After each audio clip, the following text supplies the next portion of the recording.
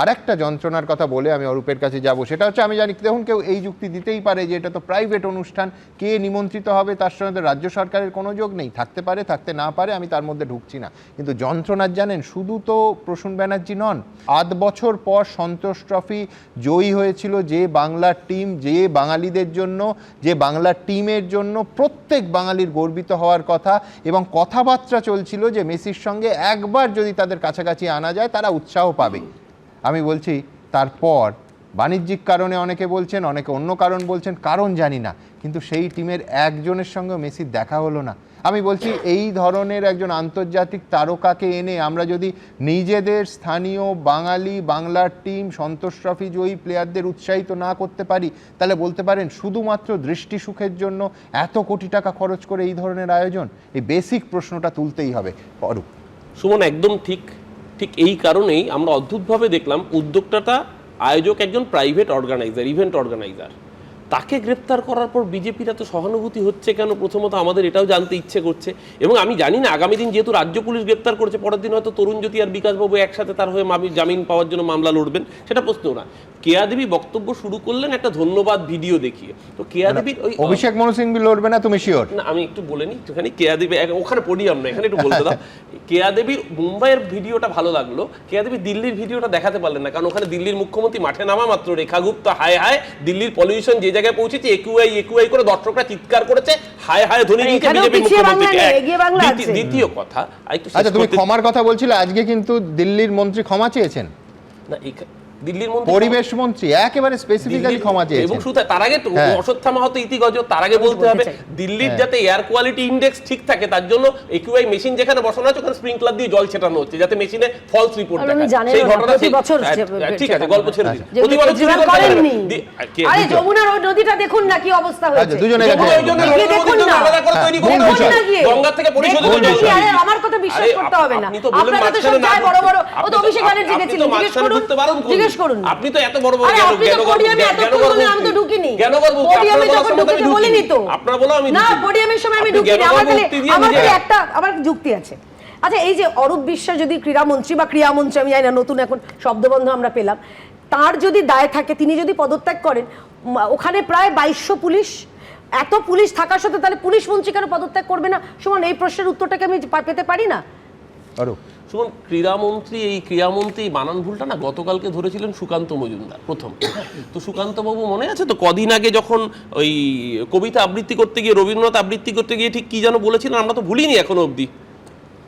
চন্দ্রিমা ভট্টাচার্যের জনগণমনটা চালাবো নাকি? নিজে জানেন না, রাজ্যের মন্ত্রী জনগণমন পর্যন্ত জানেন না। যে অশিক্ষার মূর্খতার যদি আমরা তালিকা করি, সেই তালিকা বিশ্বাস করুন আগামী 4 ঘন্টা ধরে অনুষ্ঠান করে গেলেও আমি শেষ করতে পারবো না। মানে একদিকে পদত্যাগপত্রে 4টে বানান ভুল, তার প্রতিবাদে কেয়াদের দল বিজেপি আজকে মিছিল করছে, সেই মিছিলে মন্ত্রিসভা একটার পর একটা প্ল্যাকার্ড, তাতে মন্ত্রিসভা বানানটাই ভুল। আমি বলছি আমার মনে হচ্ছিল যে সবাইকে ওদের রাজনৈতিক দলের প্রতিনিধিদের বাদ দিয়ে পবিত্র সরকারকে আনি বা ভাষাবিদদের আনি, যে তিনি ক্লাস নিন 1 ঘন্টা। কিন্তু জোকস অ্যাপার্ট, আমি বলছি অরূপ এই তালিকা তুমি শেষ করতে পারবে না, দুপক্ষেই এত তালিকা। কিন্তু এখান থেকে with a very serious note আমি আবার মূল বিষয়ে ফিরবো, সেটা হচ্ছে তদন্ত, নিরপেক্ষ তদন্ত হবে। আমি বলছি যুবভারতীর এই কাণ্ডে আজকে স্টেডিয়াম ঘুরে দেখলো আইপিএসদের টিম, ঠিক কি হয়েছে সেখানকার ছবি, ফরেন্সিক টিমও ছিল, দেখাবো। যুবভারতীতে মেসির সফর ঘিরে বিশৃঙ্খলার 4 দিন পার, কিন্তু বিতর্কের পারদ এখনো সপ্তমে। মূল আয়োজক শতদ্রু দত্ত ছাড়া 6 জনকে গ্রেফতার করেছে পুলিশ। কিন্তু এই অব্যবস্থার দায় কার? আসলে বিশৃঙ্খলা হলো কাদের জন্য? কেন এই পরিস্থিতি তৈরি হলো? হুড়ুমুড় করে কিভাবে মাঠে ঢুকে পড়ল শয়ে শয়ে মানুষ? এসব সরেজমিনে খতিয়ে দেখতে বুধবার স্টেডিয়ামে গেল যুবভারতী কাণ্ডের তদন্তে তৈরি এসআইটি। অবসরপ্রাপ্ত বিচারপতির নেতৃত্বে তদন্ত কমিটি গড়ে দিয়েছিলেন মুখ্যমন্ত্রী।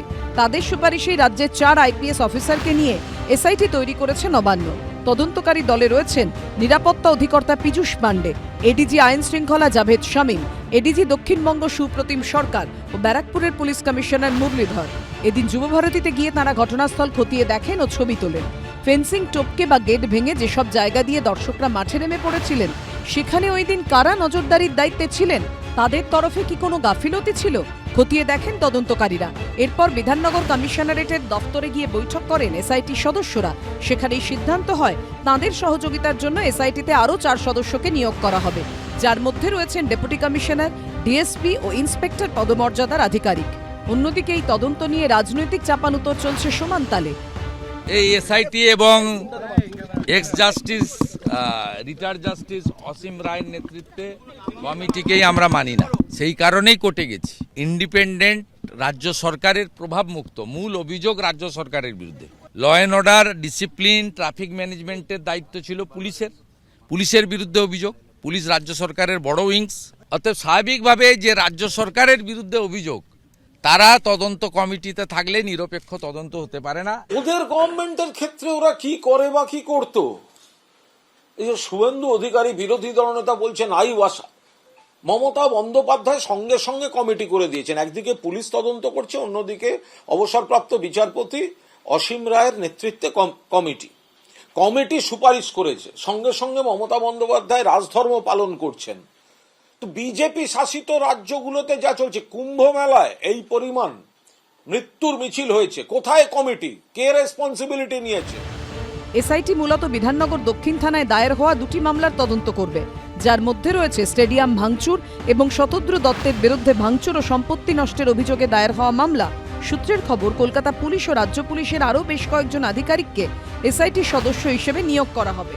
এদিন ফরেন্সিক আধিকারিকরাও ঘটনাস্থলে গিয়ে নমুনা সংগ্রহ করেন। ময়ূর ঠাকুর চক্রবর্তী, পার্থপ্রতিম ঘোষ ও কৃষ্ণেন্দু অধিকারীর রিপোর্ট, এবিপি আনন্দ। দেখুন, সত্যি জিভ কাটতে হয় লজ্জায়। একটা ক্ষেত্রে অন্তত 1 নম্বরে থাকতে পারতো আমাদের এই শহর, কিন্তু হলো না।